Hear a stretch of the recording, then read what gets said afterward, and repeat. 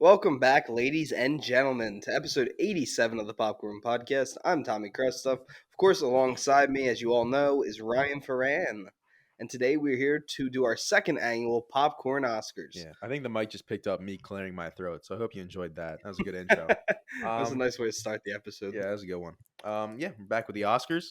Brad Pitt again couldn't join us today. Yep. Going Unfortunately, through probably another divorce of some sort. we'll get him eventually. Yeah, maybe when he starts having kids and divorcing the women. Jesus Christ. And Will Smith's here with us today. Hope there's no slaps happening today. Yeah, we got our headgear on just in case. But We got our crisis team. That's so funny. But so Ryan and I went through and we agreed on a decision for who should win each award. We are not going to be doing the shorts. It's because we have not seen all of them. So we didn't want to just put it in, just put random guesses. But these are who we believe should win, not who we think is going to win. Yeah. Right? Yeah, this is our choice for the winners, not who we're expecting to win. Yeah, this is the Popcorn Oscars, not the Academy Awards Oscars. So the better Oscars. Yeah, the better ones. The people's Oscars. Still just as not funny. Yeah. Who's hosting? Oh, fucking Jimmy Kimmel's hosting. I forgot. Is he? Yeah. I'll be safe. Dude, the worst was Amy Schumer last year with Jesse Plemons. Oh my God. No, the best was when she came out after the slap and she was like, why are you guys all so down? Is something happened? I was like, oh no. Nobody mentioned it. Like, I didn't think she was terrible, but she wasn't very funny, you know? No, I thought Wanda Sykes was the best part. Yeah. I love her. We need to get her on that show. Jesse She Plemons. lives 2 minutes from us. Just Jesse Plemons. You know, that's my wife, right? Like, oh, man. Well, do you want to hop in? Yeah. Okay, so Ryan, we'll be going back and forth pretty much. Yeah. Whoever made the final decision is the one who's going to announce the winners. No particular order. We're just kind of going into it. But getting right into it, starting off with Best Sound. The nominees, I'm going to leave out the names because there's way too many of them. I'm just going to say the name of the films. That's fine. All Quiet on the Western Front, Avatar: The Way of Water, The Batman, Elvis, and Top Gun: Maverick. This one, I picked this one. For me, it was between All Quiet and Top Gun. I didn't think Elvis's sound design was that great, as well as, the Batman had great sound design, but I feel like my decision on this one, it might be like, what are you doing? My chair keeps squeaking into my mic. Okay. Fair enough. But I chose Top Gun Maverick for this one. I think All Quiet was right there with it. The Batman was also a huge contender.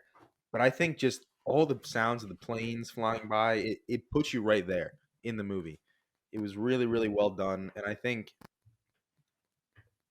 this is one that Top Gun really wants to win because they put so much effort into making it all real. All the real noises, all the real planes. So I think I'm giving this one to Top Gun. I think this was a great movie, and I think the sound design in this was top notch.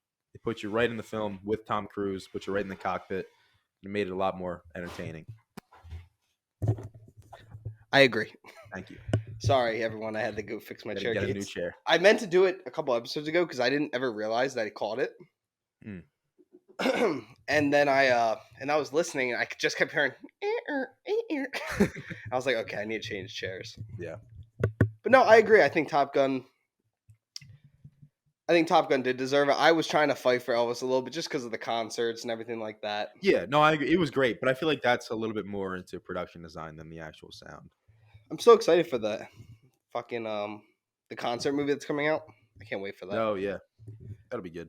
But yeah, good choice, Ryan. Yeah. But moving on to Best Original Score, we have All Quiet on the Western Front with Volker Bertelmann. Hope I'm pronouncing that right. Babylon with Justin Hurwitz. The Banshees of Inisherin with Carter Burwell. Everything Ever All at Once with Son Lukes. And The Fablemans with John Williams. I think, if I'm saying who I think they're going to pick, I feel like John Williams might get just a legacy win for this one. But I think we both agreed that Justin Hurwitz should win for Babylon. No, I agree. I think, like what you're saying, yeah. Yeah. And I kind of hate the legacy stuff. Like, yeah, Leo was really good in The Revenant. Shouldn't have won. That was another legacy win. And I think this is going to be a legacy win for John Williams. And I have a feeling Spielberg's going to win for The Fablemans, even though I don't think he deserves it. Yeah. But I think we both agreed that Babylon we love the movie. No matter how much you like the movie, whether you liked it or disliked it, you can't knock the score. It was fantastic. It was the first thing that came out. I mean, it's incredible. It's just so much fun. Oh yeah, and we've been jamming to it on car rides. Yeah, Cause it's it's just such a so good. fun score to like. It's like dance music. Yeah, absolutely. But It's a yeah, really, really catchy score, even though there's no vocals, but it's just fun to listen to. So Justin Hurwitz wins this for Babylon. good job, Ryan. Those were two solid picks. Now going into best makeup and hair, the nominees were All Quiet on the Western Front, The Batman, Black Panther: Wakanda Forever, Elvis, and The Whale. And the winner is Elvis, Mark Kohler, Jason Baird, and Aldo Signoretti. I mean, I fall for this one pretty hard. I don't know if Ryan was a little iffy on my choice for this one, but I think that they had to make Priscilla Presley, Elvis Presley, and Colonel Tom Parker Mm-hmm. three people that everyone knows what they look like. Colonel Tom Parker, maybe not as much, but the older generation will know who he is. Yeah. Elvis, even still, is one of the most iconic people in Hollywood. Yeah. Ever. Music, films, whatever. I thought they got it, and everyone when Austin Butler got cast was like, no way, the guy cannot play Elvis. Like, he doesn't look like him in any sort of way, and they made us all believe that he was Elvis. So that's why I'm going to sit with Elvis in this one. Yeah, I don't think it's a bad pick at all. They definitely made him look like Elvis, and everyone around him looked great too. I think I leaned a little bit more towards All Quiet on the Western Front, just of all the the blood and mud and all the injuries you saw in that movie. It was really, really well done. All the happy stuff. Yeah, all the fun times you got to see. But I'm not upset with that pick. I thought Elvis was really, really well done. All the makeup, he looked like Elvis, 100%. So it is a good pick. Yeah, baby. Now we're moving into best costume design. The nominees were Babylon, Black Panther: Wakanda Forever, Elvis, Everything Everywhere All at Once, and Miss Harris Goes to Paris. Again, I went with Elvis on this one. I think it was very close behind Everything Everywhere. I think it was just above Everything Everywhere All at Once because there's 107 costume changes in that movie. Yeah. And it's insane. Babylon's up there. Black Panther's even up there. Yeah, I like Sherry Suit a lot. Yeah, but And Namor too. I just think Elvis's outfit choices and like getting down his look Mhm. is such an important part of that movie because if you don't get his wardrobe right, you're not going to get the character right. Yeah. Because again, you need to make people believe this is Elvis. You're watching the real guy do this. Yeah, And they nailed got it down. Yeah, they got down Elvis really well. I think Black Panther was really great. All the what were Namor's people called again? I forget the name of them, but they were all really good. All the Yeah, blue, don't even ask me. I'm yeah. not. All the costumes for them was really, really good. And the Wakandans, we've seen it multiple times, but it's always great. Everything Everywhere All at Once was also great with Jobu Tupaki. Is that the name, right? The villain, the daughter. Oh, Jobo. Yeah, she was. I mean, she had so many costume changes. They were all great and very creative. But yeah, like you were saying, Elvis, you just had to really nail down the real guy, and they did a great job. So it's another good pick. Oh, it goes back to me. I thought it was you. Yeah. So here we have one of my favorite categories out of the Oscars. Me and my family do the quiz Ryan knows every year. And animated feature film is always one of my favorites because animation can be just as good as live action. Mhm. The nominees were Guillermo del Toro's Pinocchio by Guillermo del Toro. God damn it. Marcel the Shell with Shoes On, Puss in Boots: The Last Wish, The Sea Beast, and Turning Red. And our winner was Guillermo del Toro's Pinocchio, Guillermo del Toro, Mark Gustafsson, Gary Unger, and Alex Buckley. I thought this movie, I think it was my number 6 on the year, Mhm. which already put in my top 10 movies of the year above movies that are nominated for Best Picture. Yeah, I think this movie's great, and it was just above Puss in Boots. yeah. Puss in Boots was great, but I feel like the whole stop motion stuff, that's straight up Del Toro's lane. So he did a fantastic job with it. Sorry if I sound weird or I keep like sniffling and stuff. I have a little bit of a head cold going right Yeah. now. I think he gave it to me too. So I'm sorry. That's all right. I'll get through it. I'm tough. And then we have to go away on Saturday. I better be healthy by then. I know. Well, you're gonna have a lot of alcohol. Maybe that'll just push it all through. Hopefully. Moving on to best visual effects. I just want to clarify: Ryan's not drinking any alcohol. We do not. No, never. We do not like underage drinking. No, that's in not this my world. thing, anyways. But best visual effects goes to All Quiet on the Western Front, It Avatar: The goes Way of Water. to- And the nominees are All Quiet on the Western Front, Avatar: The Way of Water, The Batman, Black Panther: Wakanda Forever, and Top Gun: Maverick. I think Avatar: The Way of Water has to win this one. Everything was visual effects, and it looked fantastic. This movie Even wins production design. I'll be amazed I'm if gonna, it's production I'm design. gonna lose my fucking There mind. is no production design. It's a bunch of people in a cement room with balls all over them. Yeah.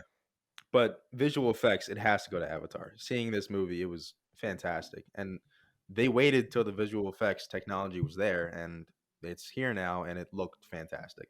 So it has to go to Avatar. I can't see anything else winning this. Do you want me to say something about that? No, I mean, say whatever you want. No, I agree with you. I have nothing else to add to that. I can't see anything else winning. Moving on to best production design, we have All Quiet on the Western Front, Avatar: The Way of Water, Babylon, Elvis, and The Fablemans. I chose All Quiet on the Western Front for this because they had to really nail down the World War One aesthetic with all the trenches and tanks and guns and all that stuff, and it all looked great. There's not one like mistake. I've seen history people say it's very very good, and it looked great. It made you like it put you in their shoes a little bit. It helped the movie out a lot having it that dead on and that I mean, frankly, disgusting. Like it looked terrible, which is good for the movie. Um, I can also see Babylon getting it, win for this because the production design is very good. There's no CGI in that movie, apparently. I still don't believe that, but supposedly there's no CGI in that, and it looked really, really good. But in my opinion, All Quiet on the Western Front wins this for production design No, because I it looked completely. fantastic. Oh, I'm sorry. I No, didn't mean you that. go ahead. I didn't mean to speak over you. I completely agree. It made those battlefield sequences made you feel like you were there with the camera. Yeah. Like it was so immersive and it was incredible the Mhm. way that they had the mortars going off and Yeah. like having that all set up and having the tanks roll in, the gas, the smoke, Hmm. the rumbling, everything like that. It made it feel so realistic, Yeah. and I think that's why it should win. Hmm. We're doing great, I think. Thank you. Now, how many do you think before we get into the next one? What percent of these do you think we're getting right? At least 5. I think we'll be lucky if we get 5. We're moving into best original song. We have Applause from Tell It Like a Woman, Hold My Hand from Top Gun Maverick, Lift Me Up from Black Panther, Wakanda Forever, Not To Not To from RRR, which is releasing back in theaters on March 3rd for everyone who hasn't seen it yet. I might go see that. It's really good. Yeah. And then This Is a Life from Everything Everywhere All at Once. And our winner was Hold My Hand from Top Gun Maverick, music and lyrics by Lady Gaga and Blood Pop. Hmm. I adore this song. I adore the movie. I thought Lady Gaga was the perfect choice, and I feel bad because, oh, your fucking band you love sings "Can't Help Falling in Love" with the Oh, ukulele. 21 Pilots? Yeah, 21 Pilots was originally making the song. Really? Tom Cruise came into the room and said, "I'm sorry, we're going somewhere else," and left. And then Lady Gaga had released the song like a day later. I can't imagine the song with 21 Pilots. Yeah, That like would be especially now knowing "Hold My Hand," it fit perfectly to the end of the movie. And I just yeah. think Lady Gaga has an incredible voice. I thought the lyrics were great, and I listen to this song pretty often. Would it be them making the song or just Tyler Joseph singing it? I Because don't he know. has a great voice, but I can't imagine the 21 It's Pilots a whole different song, so song. I maybe they'll release it one day. I don't know. That'd be very, very interesting. It would be very interesting. Moving on for best international feature film, we have All Quiet on the Western Front from Germany, Argentina 1985 from who would have guessed Argentina, Close from Belgium, EO from Poland, and The Quiet Girl from Ireland. And I think it's pretty easy. All Quiet on the Western Front takes this one. Complete agreement from Yeah, me. there's not really much to say on that, I but think Argentina 1985, if somehow All Quiet doesn't win, mhm. Yeah, I mean come they're on. really good movies. All Quiet on the Western Front is just a step above for them. I'm not going to be a sellout this year when I do my Oscars thing. Like I last year. sold out last year. Hey, but guess what? I got 25, 27 right. Yeah, I was honest last year. I got like 9 right. So I changed all mine last minute. You're like, you fucking sellout. my pop-up text me. He's like, "Hey, can you help me out with an Oscars list?" Sure. I gave him all my picks. For best film editing, we have Banshees of Inisherin, Elvis, Everything Everywhere All at Once, Tar, and Top Gun Maverick. And in our opinion, Everything Everywhere All at Once wins this because not only was the editing really, really good, but also the way they edited it. None of these guys went to film school for editing. They just took online tutorials, watched videos, and made it in a Zoom call. And I mean, it's still really good. You'd never know. So the editing, just for how they did it and how it looks, was it was really, really good, and it's super cool how they made it. So that's my choice. Everything Everywhere All at Once. This was another one that Ryan and I had no argument on. We right away picked Everything Everywhere All at Once, and I think the scene that they're going to show, like their Oscar, every movie we've talked about this before, has an Oscar moment. That's the Yeah, clip they show. It's going to be the scene from all of the different universes. the one is just flashing like 1,000 different things. 118 scenes, Yeah, I think it is. and one of them is them in a Zoom call. Yeah, it's Making in it. a Zoom call editing. Yeah. Yeah, so I don't think there was any argument from me and you on this one. Hmm. Now to another category I adore, not a huge category, but this is documentary feature film. We have All That Breeze, All the Beauty and the Bloodshed, Fire of Love, A House Made of Splinters, and Navalny. And I chose Fire of Love from Sasha Dorsa, Shane Boris, Ina Fitchman. This movie is about a couple that are volcano hunters, pretty much, Hmm. and we watched how they fall in love and how they tragically are killed during a volcanic eruption. Yeah. Very good movie, and again, I think I said this last time I brought it up. Ryan and I saw the first trailer together when we were seeing. I forget what we were seeing, but we saw it was at it was one of our first times seeing IMAX. Yeah. It was the trailer for it. Maybe it was Nope. It might be It Nope. could have been Nope Nope. might be the movie. Forget. But yeah, I ended up watching it, and I thought I thought it was a great movie. Yeah. Yeah, I agree. For best cinematography, we have All Quiet on the Western Front, Bardo, False Chronicle of a Handful of Truths, Elvis, Empire of Light, and Tar. I think for this one, we could get another legacy win for this for Roger Deakins and Empire of Light. But my choice is All Quiet on the Western Front. James Friend did a really, really good job capturing, the battles in this movie, making it seem so realistic. It was really, really well done. And all the little character moments where the camera stays on one character, you can see them really like how it's affecting them in that moment. All those little moments were really, really well done. And I don't think anything really compares to it on this list. See, I don't agree with that. Really. I don't think every All Quiet's gonna win. I think Bardo's gonna win. You think? Bardo's cinematography, I did not like the movie. I Hmm. didn't think it was that good. But other people, it's either you love it or hate it. It has some of the best cinematography I've ever seen. Yeah. But I still think All Quiet to me is my favorite cinematography, Hmm. especially with the smoke. Like the battlefield cinematography was amazing, Yeah. and they did a lot of one take, like long takes, and I really enjoyed it. Yeah. But I would not be surprised if Bardo steals this one. Hmm. Darius Condi, I think his name is. Yeah. I mean, I can see it happening, but just that scene with the tanks rolling in through the smoke, Fear, dude, fear. it's insane. Yeah. Is it my turn? Yeah. Oh, it is. Screenplay. Sorry about that, everyone. I was sending a text to someone. Best original screenplay, we have The Banshees of Inisherin, written by Martin McDonough. Everything Everywhere All at Once, written by Daniel Kwan and Daniel Scheinert. The Fabelmans, written by Steven Spielberg and Tony Kushner. Tar, written by Todd Field. And Triangle of Sadness, written by Ruben Ostlund. I think it's the first time I've seen a full list of almost of all the directors writing. Yeah. I don't think I've seen that That in a is long crazy. time. But our choice for the winner was The Banshees of Inisherin by Martin McDonough. I didn't love this movie. I thought it was a good movie, but there was nothing else to keep you entertained. All they had was dialogue, and I think it was so well written to keep you wanting to watch this because it's not the most entertaining movie in the world. It's a Yeah. very slow burn movie. No, it is. I really liked it, but Yeah, I can you see where loved you're it. coming from. Yeah, and they had to keep you entertained, and I think the writing and dialogue is the best part of that. Mhm. So that's why I think Martin McDonough takes this one. Yeah, I agree. I think the writing was the best part of it. I really, really liked the movie, but I can see where you're coming from with it being very, very slow, and it's all about the dialogue and the characters. So it was very well written. Moving on to adapted screenplay, we have All Quiet on the Western Front, Glass Onion, A Knives Out Mystery, Living, Top Gun Maverick, and Women Talking. And again, I been loving this movie on this list, but All Quiet on the Western Front for me is going to take it again because the book is really good. I haven't read it, but I've heard it's very good. And this is the third time they've made this movie, and they switched it up enough to where it's not just a total shot for shot remake of the original movies, but it's still very, very good.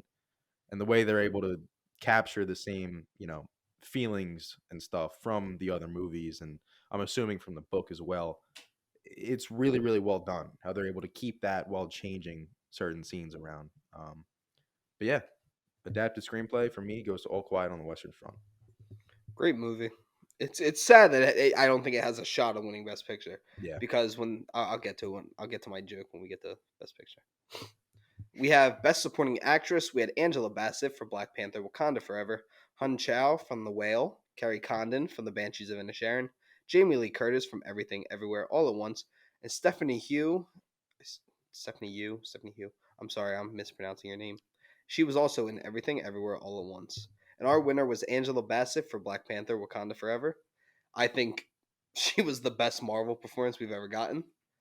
And I think it's the best supporting actress performance of the year. I think she was phenomenal.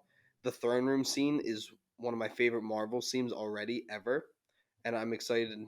I'm excited for more superhero actors to get nominations. Yeah. No, I agree. I think Angela Bassett is the winner for this. I think Stephanie Sue. I think it's Sue. So, She was really, really great. A lot of emotion in that movie, but I think Angela Bassett, especially for a superhero movie, I really hope she takes this home and we get a lot more great performances in superhero movies. Because this is the agreed. first. Is this the first acting First nom for nomination. Marvel?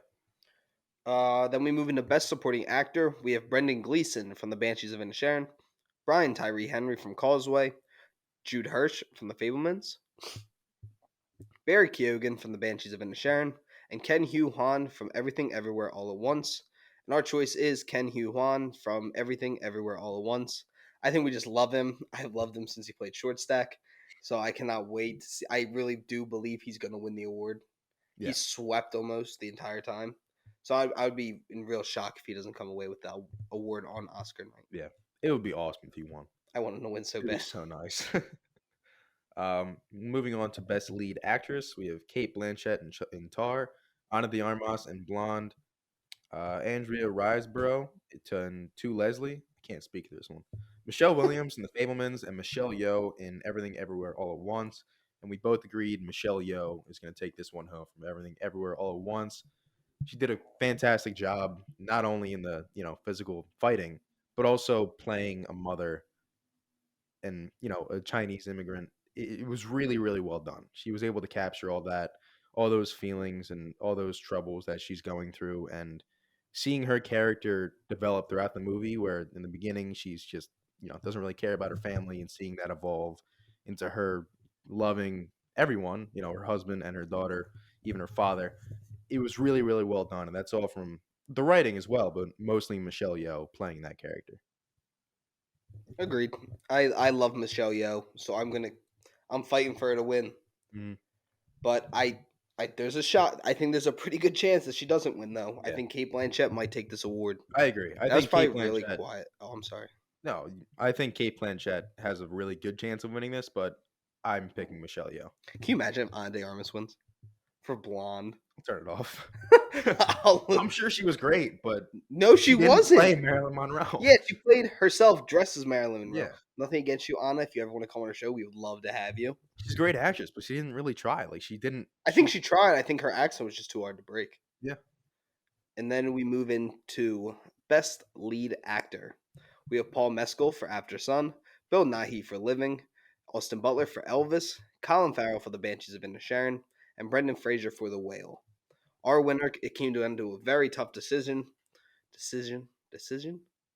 Yeah.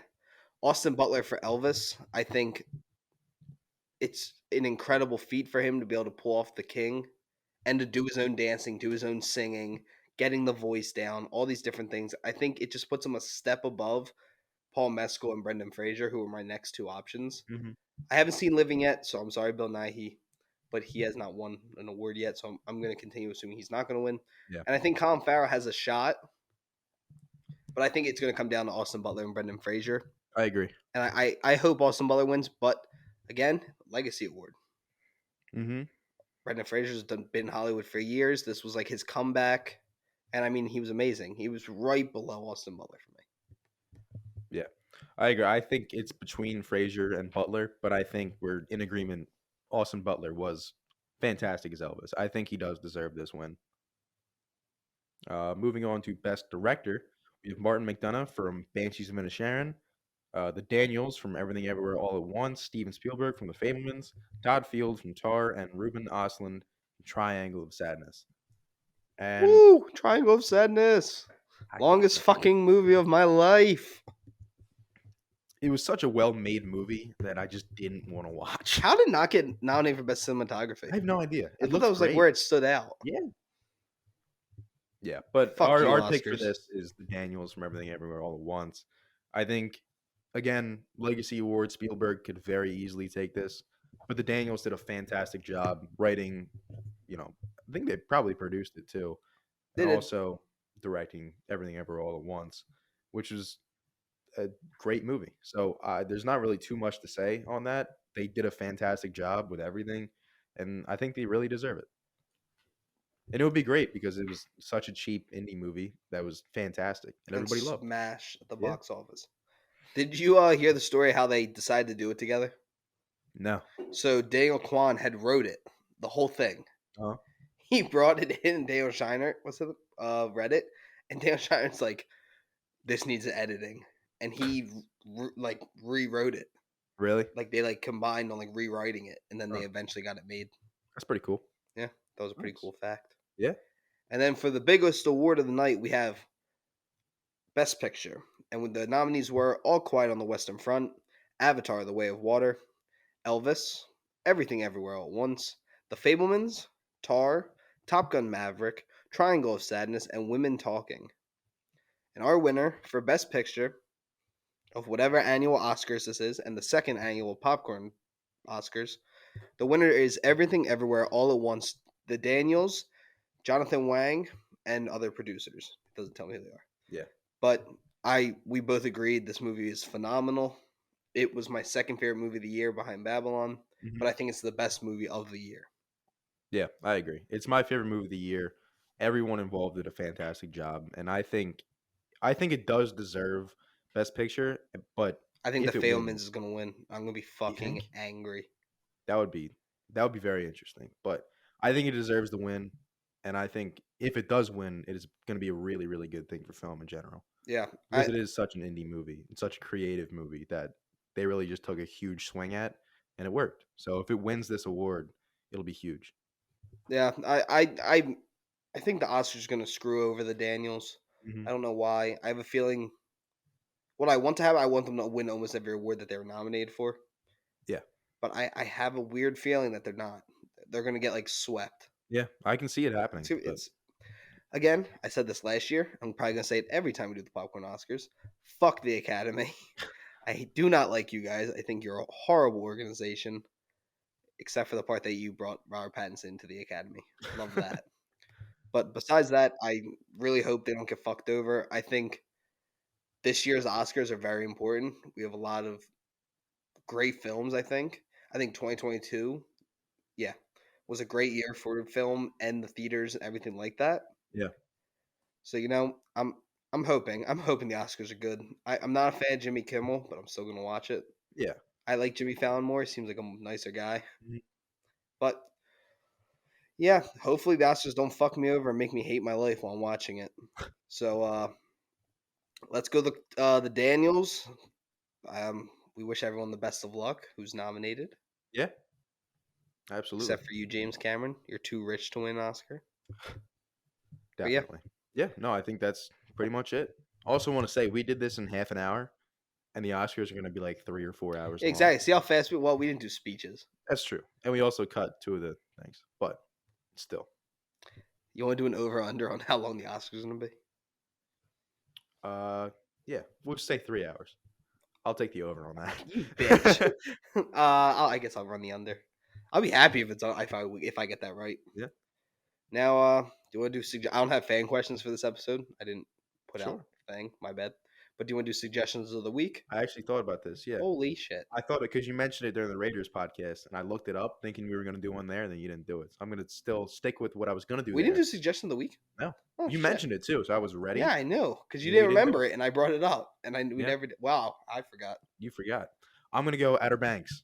You're a fucking bitch. You haven't even I had this ready before it came out. You didn't watch it.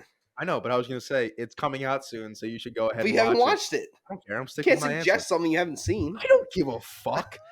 I finished it today. Did you? I was going to watch it in South Carolina. I'll watch it again. Yeah. I watched it before you when we did last. So Yeah, that's true. I watched it last time. Yeah. And I think season 1's better than season 2, in my opinion. No, I agree. I've heard season 3 is very good. 1 is better than 2. 1's first half is better than 3's first half. Mm-hmm. The final 3.5 episodes of 3 are the best the show's been. Yeah. I think it took a more mature angle and everything. I'm super excited for season 4, which for those who didn't know, it got renewed. It got renewed before it even debuted. Yeah. And I'm so fucking excited for the next adventure. It tells you before the season ends. Gotcha. But I highly recommend everyone check it out too. Yeah. But I mean, Outer Banks rakes. I gotta fucking figure out what I'm gonna do now. You're a dick. I'm going to recommend. You know what? I'm gonna recommend The Sandlot. I rewatched it a couple months ago, and I was wrong. It still has the pool. Castellanos hit a 2-run home run. A nuke? Like, was it No Doubter? Pretty good. Okay. Send it to me. But I have to apologize to Ryan. I said The Sandlot was a piece of shit movie, and I was wrong. I rewatched it, and I felt like I was a little kid again watching it for the first time. It's just fun. The movie's so enjoyable. Now, I want someone to make not a remake of The Sandlot, because fuck that. I need a movie like The Sandlot mixed with Superbad. Because that's how a more adult version? Yeah, because kids don't talk like how they talk in The Sandlot. Yeah, that's true. Parents are like, my kid doesn't talk. Shut the fuck up. Your kid is out there saying the most obscene things you have ever thought of. It's true. You think it, they've said it. But I need something realistic to how kids act. That's why Superbad is such a good movie. And that's why I think it's the most iconic animated comedy of all time. But I do think The Sandlot is incredible, and it's a really fun movie. So everyone go check it out. I agree. Love The Sandlot. Well, before we get going, today's the day of the Jake Paul fight. It is. Do you have a prediction for the fight? He's fighting Tommy Fury, for those who don't know, who is the half brother of the undefeated heavyweight champion of the world, Tyson Fury. I think because Tommy Fury is much more technical than Jake Paul. Jake Paul has the knockout power, but I think it'll go the distance and Fury will win. I just watched the dude get fucking pummeled. I think it's going to go the distance and split decision. Tommy wins. Yeah. See, I think if Jake Paul can hit him with a fucking right to the dome, it's over. But I think if it's not over in 4, Tommy wins. Yeah. I think Jake needs a knockout early. Yep. Tommy's never went the distance either in his pro career. Mm-hmm. However, Tommy is a much more technical fighter, as you were saying. And I don't mean like Tommy Fury doesn't have knockout power. He absolutely does. But I think Jake Paul can take a punch pretty good. So I can't see him. And we've seen what happens when Jake can land his right. Yeah. He's done it 4 times now with knockouts. So I think there's a real chance that he can win this fight. I'm very excited to see what happens, though. Yeah. Let us know on Instagram what you guys think about the fight. I'll probably put up a poll or something later. And our TikTok's doing well. We posted. Has over 1,400 views. Awesome. Doing pretty well. But, make sure to... Yeah, actually, don't try. Go fucking watch our videos. We make some great goddamn content. I don't care what anyone says. We make some funny ass shit. I think we're a very good podcast, and I'm done just being like, oh, go check us out. No, watch the fucking videos. We're on YouTube. We're on Spotify, Apple Music, Google Podcasts, anywhere else you can find podcasts. Aggressive. We're also on TikTok, motherfuckers, so go follow us there. Jesus. I'm just going all in on the end of this episode. That's incredible. Thank you guys for tuning into this episode. We had an absolute blast doing this together. We are actually, so our editor's going on vacation. So this is the last episode you guys will get from us.